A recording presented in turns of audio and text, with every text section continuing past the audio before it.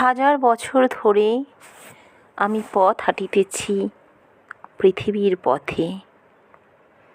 সিংহল সমুদ্র থেকে নিশীথের অন্ধকারে মালয় সাগরে অনেক ঘুরেছি আমি।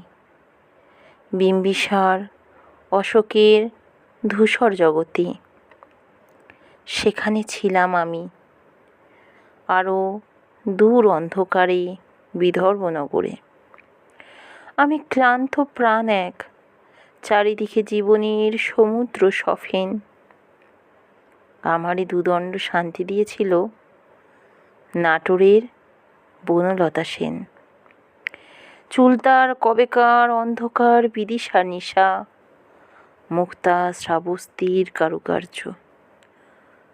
অতি দূরে সমুদ্রের পর হাল ভেঙে যে নাবিক হারাইছে দিশা। সবুজ ঘাসের দেশ যখন সে চোখে দেখে দারুচিনি দ্বীপের ভিতর, তেমনি দেখেছি তারে অন্ধকারে। বলেছে সে, এতদিন কোথায় ছিলেন? পাখি নীড়ের মতো চোখ তুলে নাটোরের বনলতা সেন।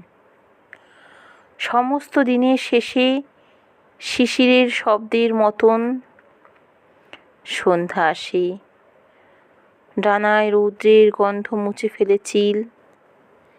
পৃথিবীর সব রং নিভে গেলে পাণ্ডুলিপি করে আয়োজন।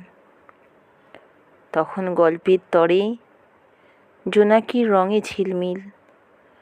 সব পাখি ঘরে আসে, সব নদী ফুরায়, এ জীবনের সব লেনদেন।